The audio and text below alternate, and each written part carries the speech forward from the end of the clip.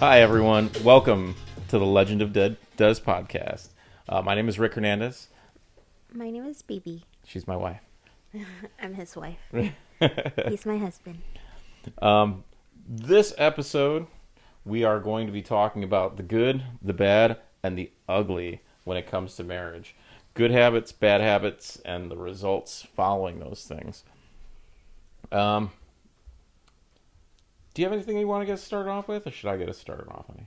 I think you have a longer list than I do, so you should More get prepared. started. All You right. are definitely more prepared, and that's why on my bad is that I'm not as prepared as you are. All right, we'll get to that one. All right, so for my first bad, I've got drinking, partying, even doing this together can bring you both down. So drinking and partying, right? Like we always heard that the couples that play together stay together, right? And that used to be our motto, right? Yeah, when we first got together, Yeah, we used to think that was it's like couples who play together stay together, and we're always like been the ones that are center of attention when we go out to places and we go dancing and to the bars and things, and so that was our motto for a while. it was. And it worked for a while, early on. It's kind of what brought me and you together quite a bit. But I think over time, you know, kids We and matured. yeah, things had to change. Now, mind you, that's not. It didn't just all of a sudden happen, and all of a sudden everything was good. Um, there was some rough times in there. Go on, honey. There was some rough times in there where I still wanted to party, and she didn't, and I was still going out doing stuff, and it was dragging sort of the whole family into it. You know what I mean? The staying up late, the hangovers, the just the not being as responsible as I could have done, I could have been when all that was going on. How about you? What were your thoughts on that? So I mean, like at the beginning of our relationship, it was definitely at the forefront because we were in our 20s and partying. So having young kids, we're like, oh my gosh, there's a life out there we need to live. Yeah, But as we got older, and I started the business, and so I just couldn't do it. Like coming into work hungover, I couldn't do it anymore. And because you did take a step back on staying at home so that I can focus on the business, I couldn't handle like working at the business and growing it, and then like also trying to appease you with staying out late, staying up late, partying, drinking. Um, yeah, I mean, yeah. So I think ultimately when I was looking at this as a bad category, it started off as a good category. You know what I mean? And I still think, don't get me wrong, I still think that there is a space we should be spending time one on one, going and do fun things, adult things together.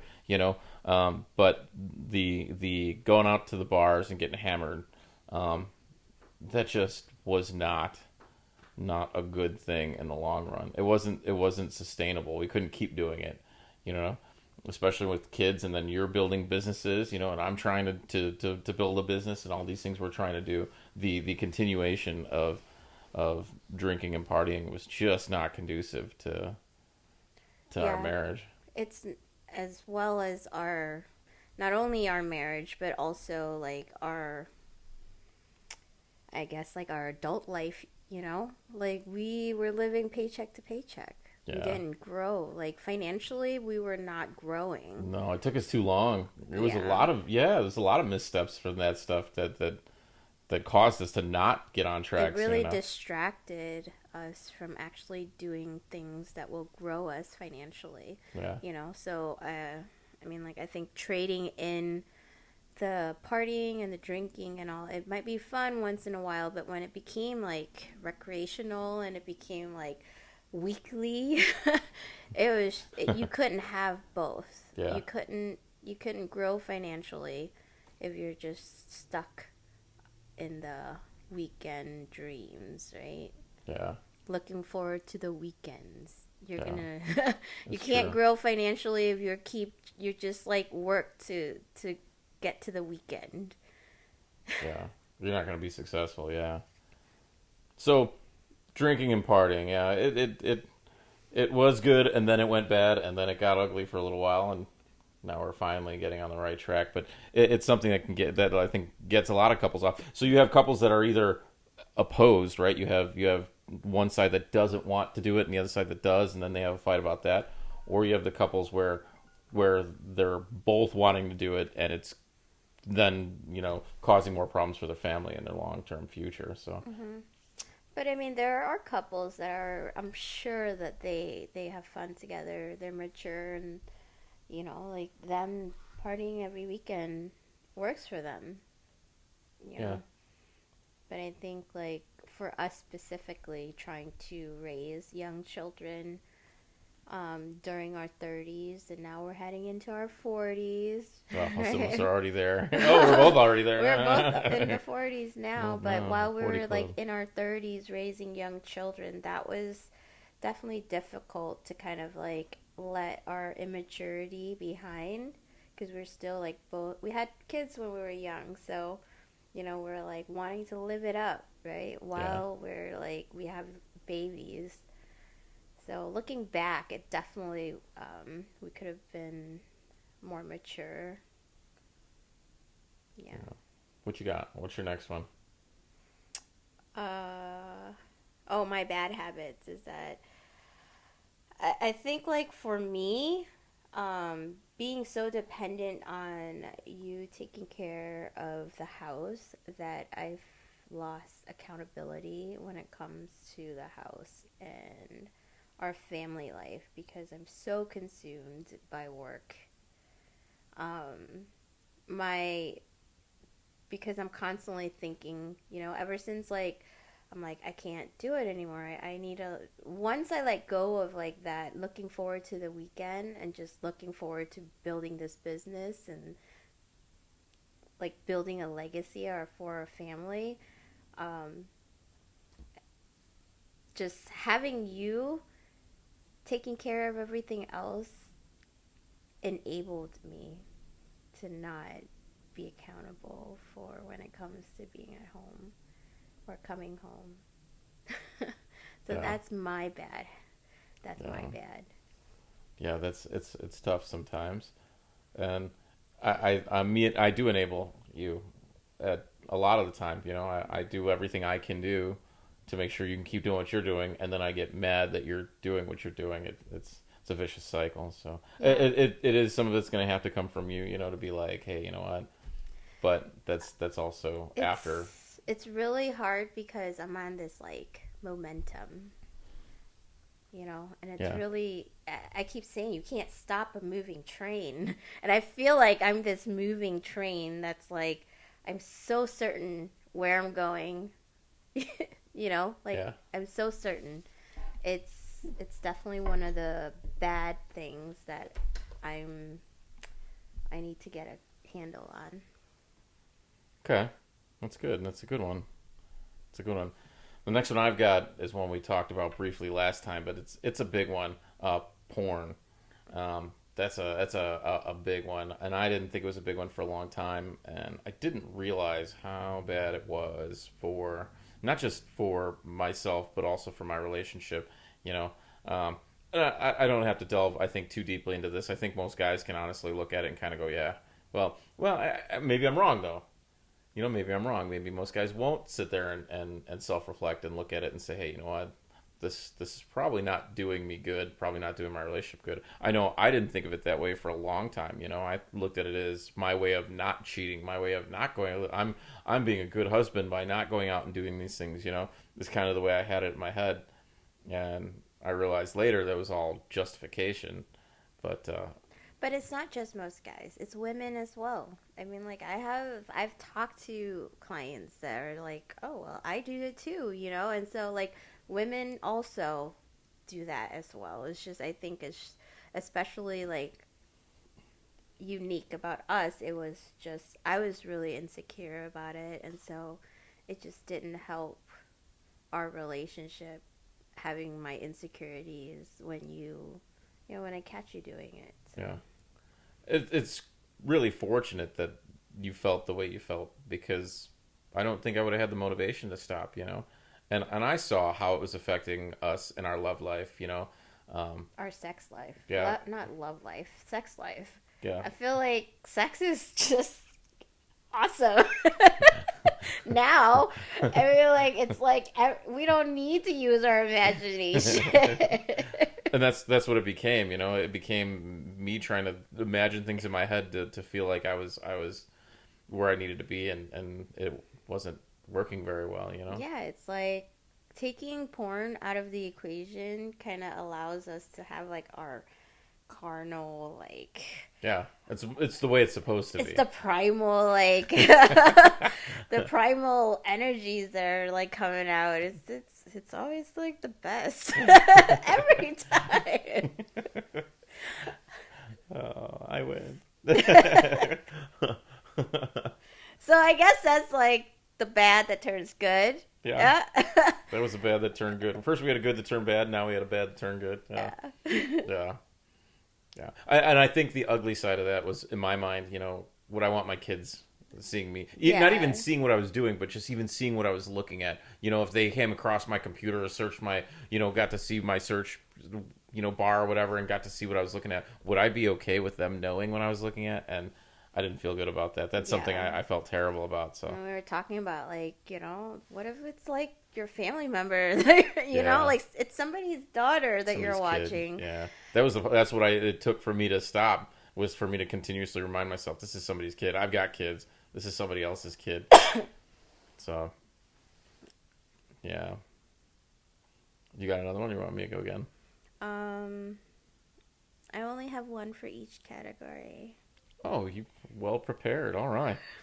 All right. So here's a good thing, good part of marriage, that the good thing that marriage taught me, I think taught both of us, total responsibility, to own everything that happens to you. This is something me and you've been talking about lately, especially with the kids, trying to get them to understand, because I definitely played the blame game for a long time, and I'm still getting out of habits of doing it, Can you elaborate what you mean by playing the blame game? Like, nothing was my fault. I'd always find fault in someone else to shift the blame. Not even intentionally. I think I was just programmed that way. I think growing up the way I grew up, I didn't want it to be my fault. So it wasn't my fault that I lost my job. It was them being unfair, or it wasn't my fault that this didn't work. I did my side of it. I did my part, instead of taking total responsibility. And it's not really until you take total responsibility and you understand that everything that happens to you in your life, is a result of actions, of your own actions,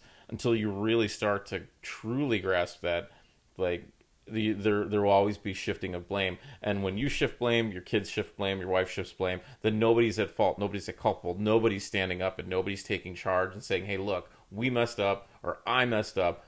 This is how can we fix this? If it's always, well, you did this. Look, you shouldn't have done that like this. And I'm not perfect. I still have those moments, but recognizing it now for what it is, I wouldn't have been in that state of mind, I don't think, if it weren't for marriage. For you, yeah, for me and you being together. Yeah. So definitely, like, marriage, when you first get married, right? It's like this like ideal thing, but we definitely like have grown as human beings and as adults through our relationship. Kind of like learning how to handle, like, working with another person, compromising with another person, but without like losing ourselves. Though I feel like we found ourselves.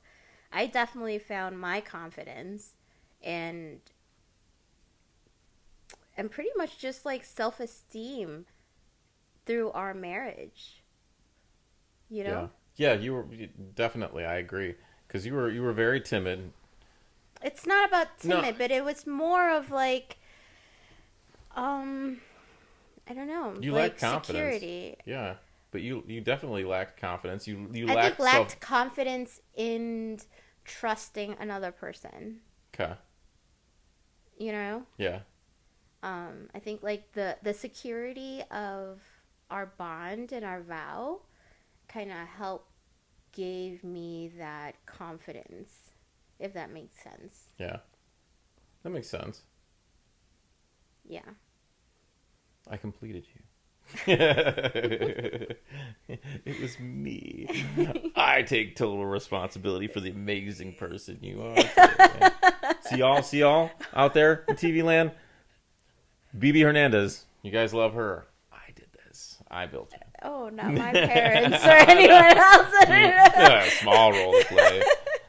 No, she's amazing. I learned most of these lessons I had to learn through her. So, all joking aside.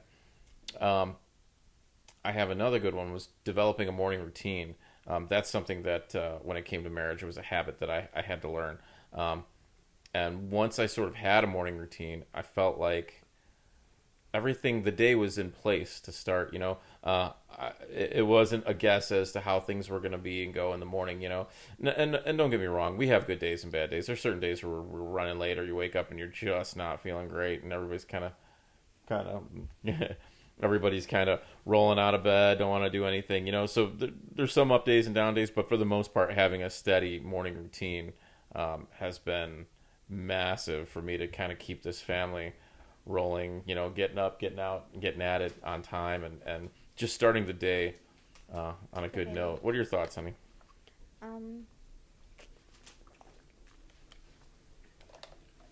Morning routines. Routines in general, I feel, is something that we've learned to manage our family life with the kids' school schedule and our work schedule. I think, I grew up without that kind of routine because I grew up very independent. I didn't have one parent at home taking care of me and driving me everywhere or anything like that. So learning to develop the routine, I think it was just like us developing it firsthand and not having been taught it. So we definitely struggled in the beginning. Oh man, we struggled a lot. Yeah. And you didn't grow up with like a parent at home taking care of you either. No. So there were no routines that you can like. Yeah, we came up with all this stuff on our own. Yeah, we had I had to to really develop a lot learn of that. this, and yeah, there was a lot of trial and error, and a lot of error. It's just a lot of error. But developing the routines in the morning and the afternoon, really, because I've got a system in place as well for the afternoon. Now I need to be more flexible sometimes because I get real rigid. I get kind of anal when things aren't going, when she's changing plans or when she's shooting from the hip or she has to make adjustments, and then I'm like, dinner is supposed to be eaten at 6:00. Like I have to get better about that. But I think I get so hung up on that stuff because how hard it was to develop the system and the routines in place, and I know that once I get off, it could throw something else off. And for me, it's all about the domino effect. So overall, though, just having those routines were massive. I think a massive part of what's gotten our marriage and our family just kind of run a little smoother. Not saying that we're perfectly well-oiled machine, but we're not.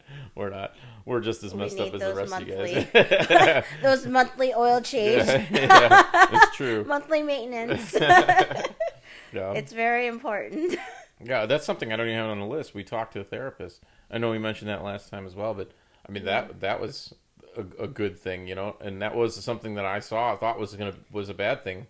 Well, I mean, like early on at the beginning of our relationship, when we were a young couple, right? We couldn't afford a therapist. No. So we utilized our friends.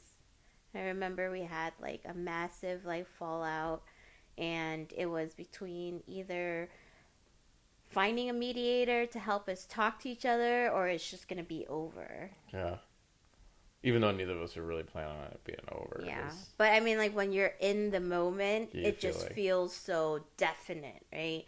And it doesn't matter how many reminders you have. Like, don't ever decide with your emotions, right? Don't make a life-changing decision when you're emotional. But, it's true. In the rage of in the moment of rage and anger, it's just so easy to be like, I'm just done with you. Like, It is.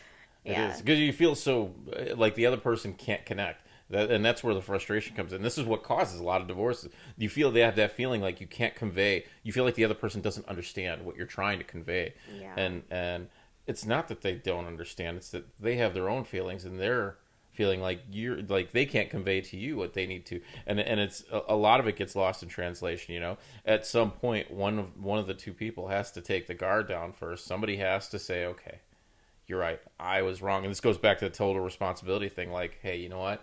I could do better. And once you start saying I can do better, the other person can then either say, well, yeah, you need to do better, or they could even take a step further and say, yeah, I could do better. I'm still working on her. She doesn't go the second step yet, but she at least recognizes the first step when I say I could do better. She's like, yes, you can do better. So things at least start moving in the right direction. And then I think eventually one day she's going to be like, yeah, I can do better. I don't but know. I do the best. I am the best already.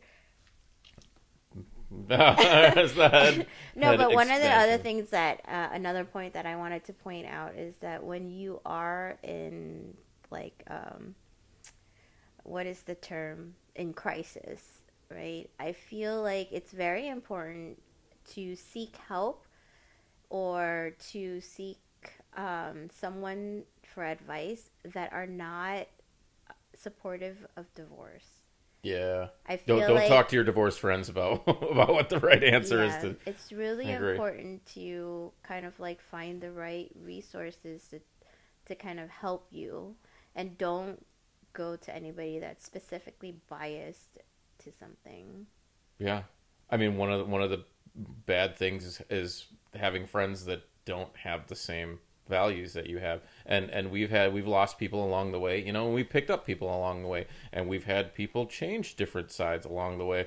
Like there's been a lot of that, and that's gonna happen. You're gonna be, especially when you first get married, you're gonna have your friends, she's gonna have her friends, and at And it's gonna change. some point that's going I to change. You'll be lucky. You're lucky if those friends end up kind becoming of your married long term friends. That would be yeah. cool. But in all For us, honesty, it didn't. I no. mean, like when we first got together, I was like, "Oh, you're my best friend," and he was like, "You're not my best friend. You're my wife. I have a It's not best Mike friend. Baxter. It's Mike Baxter.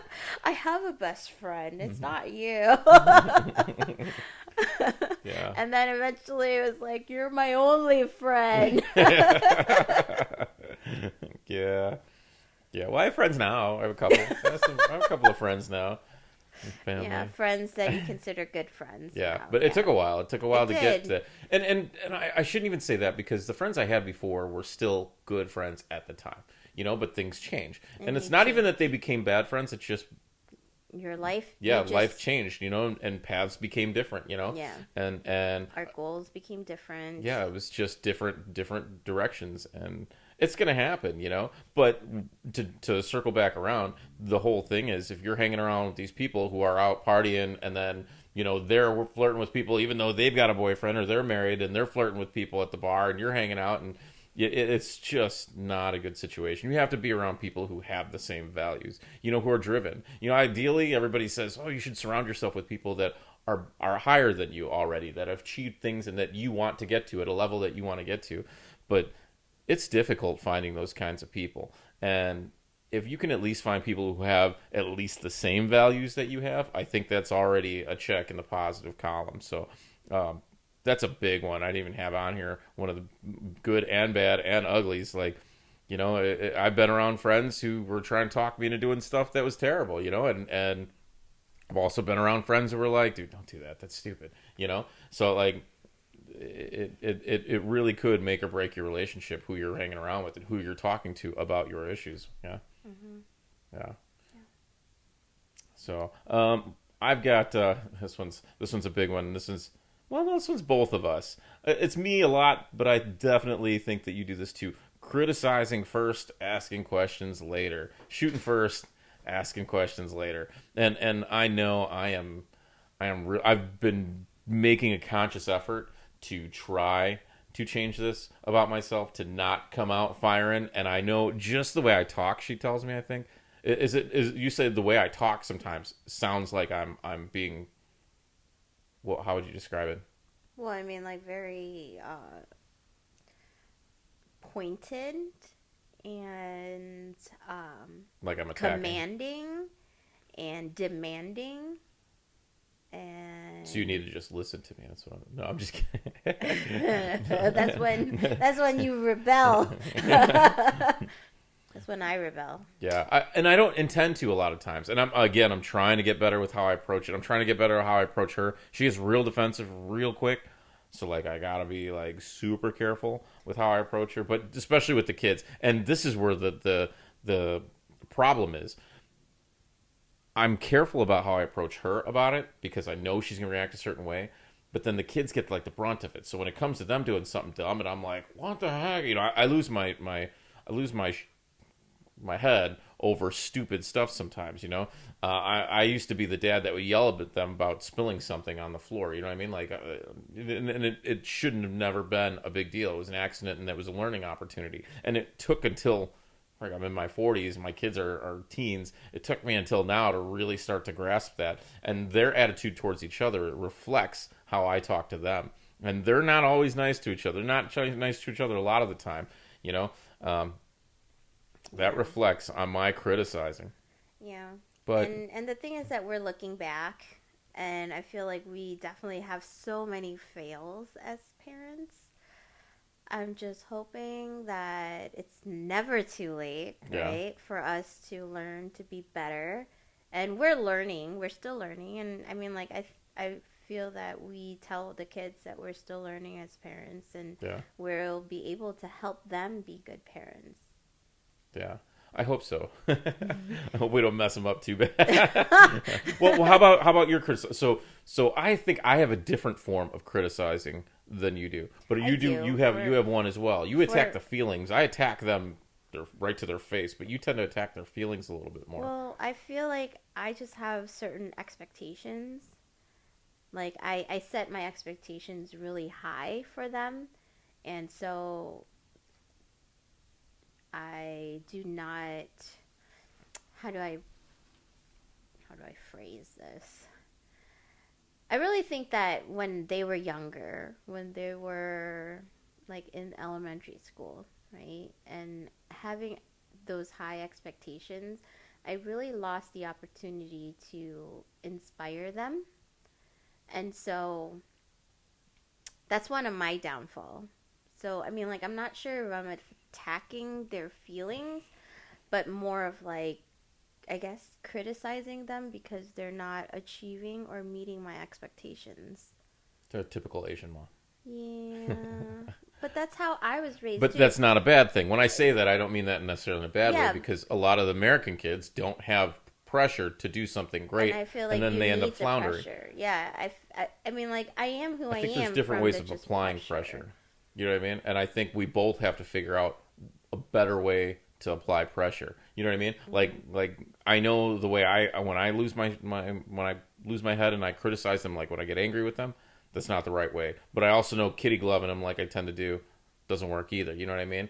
But at the same time, and the way you go about it sometimes, with the guilt, because you use guilt to motivate them, that might not be the best way.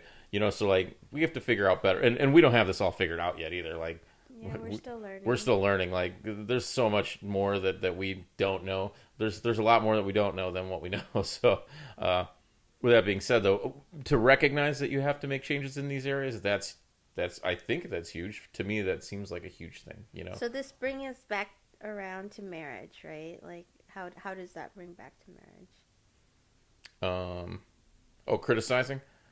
I criticize my wife before I'm understanding. Sometimes she'll tell me something that she is giving to me in confidence. It just happened in the kitchen right before we did the podcast. She told me that she has a student that she's working with that wants to shift her schedule to work nights. For my wife to do an 8 to 10 class instead of what time are you doing Four to instead six. of 4 to 6. She wants her to do 8 to 10 on Monday, Tuesday, and before I digested it and really thought about how to approach it, because she was talking to me because it was something that she was concerned with me about. My initial reaction was criticism. It's the first thing I did. So you're gonna. I said, all right. Well, I guess I won't see you then. If you're gonna do this, then I got upset first, and then I tried to back off it, but it was like the words already came out of my mouth, so it was too late. So then she was upset, and she didn't get mad, but she was upset because my first reaction was criticism, and she was giving me the opportunity to not do that first, and I failed. I failed on that one. I should have handled it differently. And again, we're not perfect, and I did catch it a little too late. Fortunately, we're both understanding that we're working on this sort of thing, so I was able to kind of come back around and say, hey, you know what? And I've got to recognize that my feelings are valid, but the way I approach her has to be different. So when it comes to marriage, my reaction of criticism, and getting upset right away, it's not helpful. It's bad. It can make things ugly real fast for no good reason. If I would have just said the right words to start, been understanding from the start, because she wasn't telling me, "Oh, screw you, I don't want to be here," but that's what I felt, you know. So, yeah, criticizing right off the bat has got to be one that's ugly. Mm-hmm. Having patience and showing love when correcting was part of the not criticizing me to start. Having patience was something I had to learn, and that was a hard thing to learn because I didn't have patience for a long time. I'm still working on that. You don't have a lot of patience either. No. Yeah, I definitely need. Well, I mean, like I do have patience in In some way I sometimes. haven't seen some mysterious hidden form that I've yet to experience. Yeah, I'm learning patience It's too. it's hard. It's hard. But patience was something that came from this marriage. You know what I mean? Like I had to learn patience. Well, and I guess you could say that, right? I am a dirty liar now that I think about it. Like you had to had patience with me over the years. Like I was doing some dumb stuff, Yeah, and it was valid for me to be like, I can't do this anymore. Like, this yeah, is not the man that I want my kids around. Like, yeah, it's definitely been praying for God to, like, reach down and smack him. yeah. It was Wake him up. it's definitely. He has so much potential that he is not living up to. Yeah, potential is a nice way of telling someone that they're not good enough. Potential is unrealized opportunity. Is that what it is? I can't remember what the quote was. Somebody told me a good definition of potential. I mean, I know what the definition is, but they gave me a good definition that I really like that I used to use all the time. I can't remember what it was. Um, realize our potential. That's a big one. Got to do that. Do you have anything else written down, or you still Mm-mm. know that was it? Yeah, that You've was gone it. through your Yeah. huge exhaustive list. All right, just checking. Just checking. Procrastinating. Procrastination. Don't wait to spend time with each other. Don't put it off. Procrastination. Let's talk about some procrastination, honey.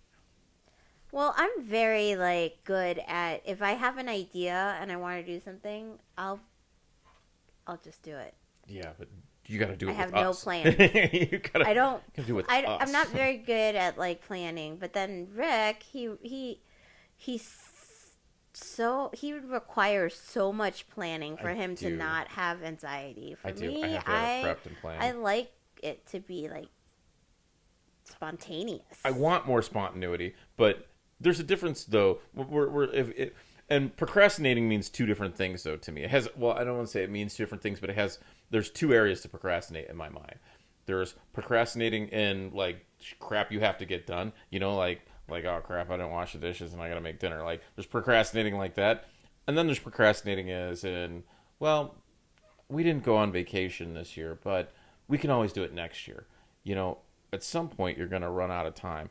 90%. I heard this quote, and I'm not sure if it's completely accurate, but it sounds accurate to me. 90% of the time your kids will ever spend with you will be over by the time they turn 18. Once they finish high school, will be most of the time you'll ever get to spend with your kids in your life. And I never want to look back and think to myself, man, what happened? Like, and I'm there already. Like my first one's getting ready to go to college next year. My second one is almost done with high school. He's got one more year, and I don't feel like I've been a good enough dad. Now, granted, I could say we've had COVID for the last 2 years to deal with, but that doesn't matter. Like, I should have been better before that. And I worry about you because this is something I tell you all the time is that you keep putting it off. You know, the time spent here, you're going to look back one day. They're not going to be around. You're not going to have that connection with them. And you're going to be like, man, what happened? You know, and I don't want that for you. I worry about that for you, even more so than for myself.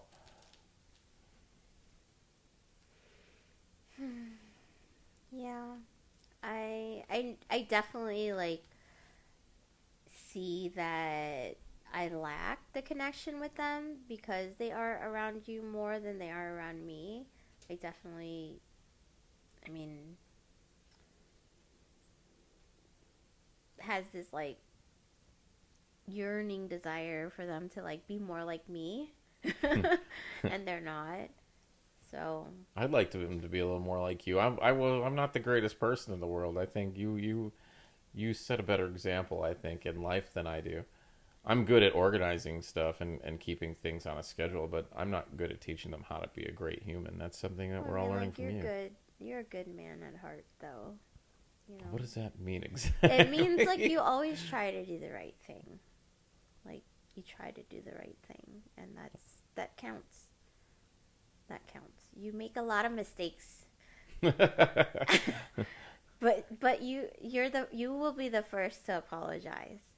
Like that's one of the things that I love about you is that you never hesitate to recognize that you did something wrong or that you were wrong, and you're always the first to apologize. And that's hard, that's hard for a lot of humans. The humility, like, that's really hard, and you have that down packed. Thank you, Andy.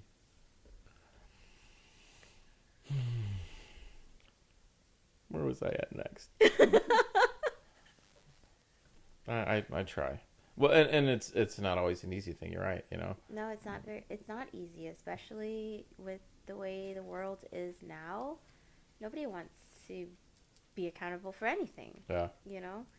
Um, so it's definitely like something that is kind of like innate, you know? Yeah. Yeah. So procrastinating. That has nothing to do with procrastination. Where did that come from? It's all right. I like the that didn't even, segues. like... I like getting off the topic a little bit here. It's good, and it actually brings me to my next point. Um, One of the good things I learned from marriage is also a bad thing. And when I probably shouldn't have prefaced it quite like that, but being supportive of your spouse's dreams. This one is a double-edged sword. Now, you should always be supportive. And that's something I've learned. I've learned that when we were going through things and when I felt like she wasn't giving enough time or effort here, I would withdraw my support for what she was doing. It was very you used to call it transactional, and it became very transactional. You know, if you're not going to be here, then I'm not going to be there. I'm not going to help you if you're not going to be around here. And I'll be honest with you, part of me still feels like that at times. You know what I mean? Like it's hard not to, you know. But being supportive of your spouse's dreams, you have to be. You gotta, but it has to go both ways. You know, you can't just give up your own dreams, and this is the problem we ran into. I used to throw that as a frustration of mine at her that I gave up everything I've was ever working on so that you could do what you want to do and you don't even care about us. And the fact is, though, I really wasn't working on a direction towards anything. You know, I had things that I would like to have done, but I was never really taking any of it real seriously. I was just sort of working a job to pay the bills so that so we had food on the table. You know, like that's where I was. And you know, when she kind of developed this, and it didn't start with you wanting to run a salon, like it just kind of all happened. But then once you kind of dove into it and you started running with it, it was like you became a businesswoman. You became a professional, and you taught yourself so much, and it was amazing to watch. But I think I was afraid of watching you succeed. Like, and what was I? I was nothing compared to what you were becoming. You know what I mean? And that's the hard part. It's not just with your spouse; it's with friends, it's with family. It's hard to leave the lower versions of yourself behind, and it's hard for them to not try and slow you down because they see you leaving them behind. It happens with friends, especially. You start to achieve things in life, and the people that you were hanging around with that were making excuses for themselves to not do those things in life and not get ahead, well, suddenly they're trying to find reasons why this isn't going to work for you, and why this is a bad idea for you to try it. No, you're just going to fail. Don't even try. It's a bad idea. I don't want to see you fail. I'm worried about you. But I was being that person, I think, initially. And then I realized I did need the support, but then, like I said, the support became transactional. Um, would always tell her that I needed her to be supportive of me, and she always have for whatever direction I was in. I just couldn't pick a direction to go. I didn't know what to be, driven about, and it wasn't fair. I wasn't being fair. Well, that's okay. Because I'm so patient with you. I still kept going in my direction. Um, and I think it's just been a blessing. You know what I mean? Like, I, I don't know. I just feel like we're so blessed. And I think that's one of the things that kind of help with my success is that really not hanging on to any of those resentments and just not focusing on the negative. I just focus on what's possible. And that's been helping me achieve a lot. Yeah. See, I have to figure out what my dreams are. I kind of let go of a lot of that. I didn't even know. You were so good at doing your YouTube videos and you just stopped. Well, I started working. I started working, and that took up so much time, and then I have everything else. So I mean, this guy, he wanted to be a carpenter. yeah. First day he quit his job, his first first day he quit his job, he went and he bought a bunch of like wood and tools, and I'm gonna be a carpenter. And I built the table. I built an end table. And then we didn't do anything with it, but and then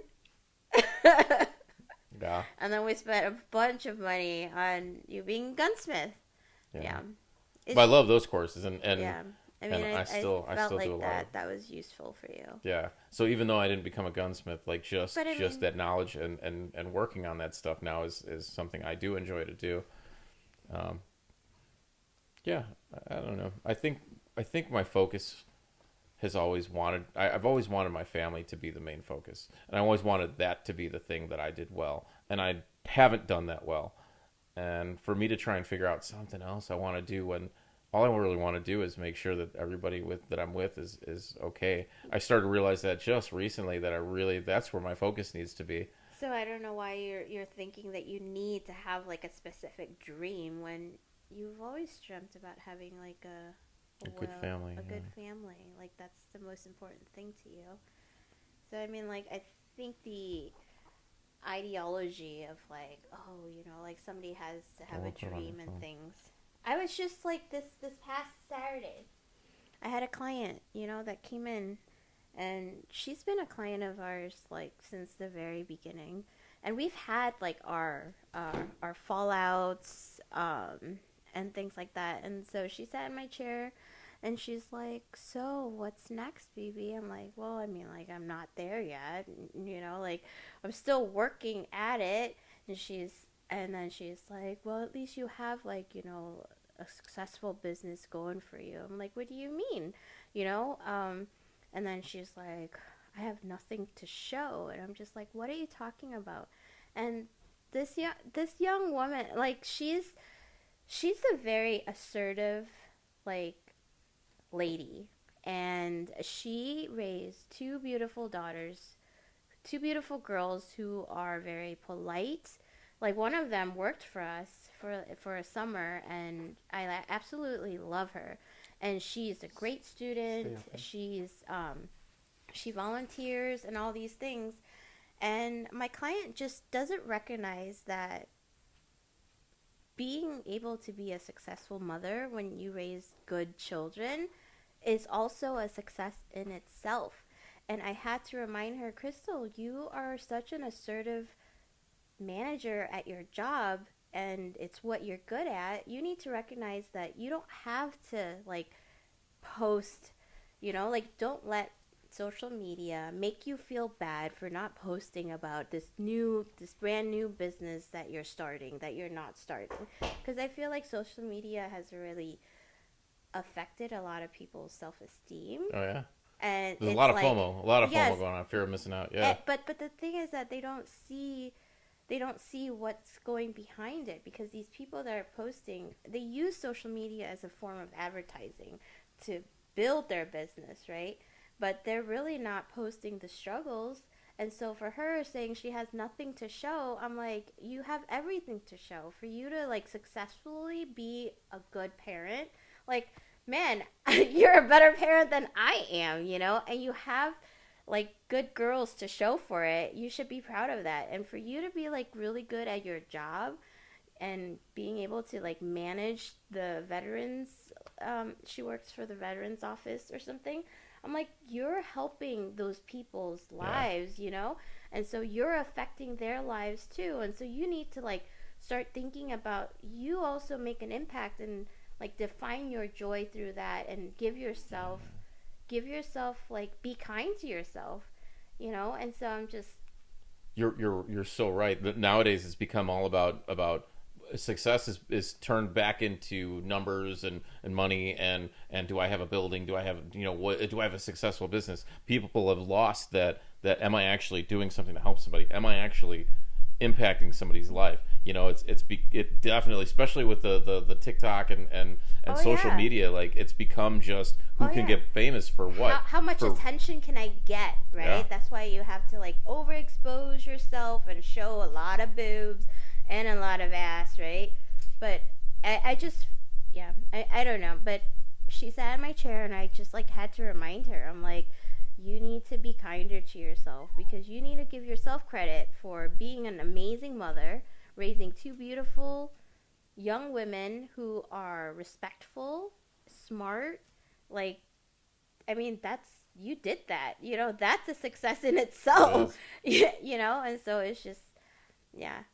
Circling back around, I think for you, like how you said you don't really know what your dream is. Well, you're an amazing dad. You love your children, and you wanted them to have everything. And so I think like you also need to give yourself credit too, in that sense.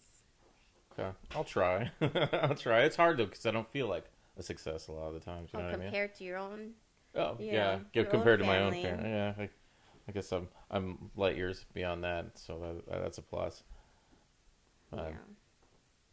yeah, I only got a couple more things on here. We'll jump into those real quick because we're running out of time. Saying no first. I was the king. I'm still the king of saying no before uh, before I consider saying yes. You're the opposite. You I'll say say yes yes. to everything, Everything. to everything, and I'm like, whoa. Um, so I think something I've learned from marriage, and this goes both ways, is thinking it through before you give an answer. You know what I mean? I think that both of us need to get better at that. You know, what do you think? You're like, no, I no, mean, I you're about didn't. to answer. Yeah, I said yes without getting the question. So I mean, look at Oh, how it turned out. Phoenix, Phoenix, get ready, babe. Um, the last one I got is setting boundaries, and this is really important. This is something that a lot of people don't do. I didn't do it. Setting boundaries on what your expectations from your life are, and making sure that you and your spouse have your own boundaries. Uh, you don't really care about boundaries too much, but it's because you're a shoot from the hip kind of person. I think for me, I need to have certain things where I say, you know what, this is my bright line where I can't cross this line, and you need to respect that, and it's the same way. I think coming back to me, I need to understand that you have certain things that you feel are super important to you, and that you feel are super important to you, and that I have to respect those things. What are your thoughts on boundaries? It's definitely true. I mean, boundaries meaning that like we just need to clarify and understand what each other's values are, and once we recognize those values, then we are able to kind of stay. I mean, I don't know the word boundaries. What really I like that word very much, but I Yeah, just you don't want any boundaries. well the thing is that I just feel like just recognizing each other's values and it would be more amazing if we just have the same values. It's when we have different values is when it's a struggle. Yeah. Oh, that's weird. Yeah. Just picked up. So I think we ran out of time. Yeah, I think we're run out of time. Right? I'm getting Oh. weird stuff on my mic. Are you getting weird stuff on your Yep. mic? I don't know what that is. All right. Yeah. Let's go. So, we're glad y'all can join us. We had a good time. It was a good time, wasn't it? I don't hear you. Can you hear me now? I lost your mic. I lost your mic. I got no music. Can you talk? Say something. Yeah. Can you hear me now? Oh, now I can hear you. Yeah. I can't hear me. Can you hear Oh, me? well, technical difficulties. All right. Well, thank you for listening to the Legend of Des podcast. I'm Rick Hernandez, My name is BB. and we will talk to you guys next time. See ya.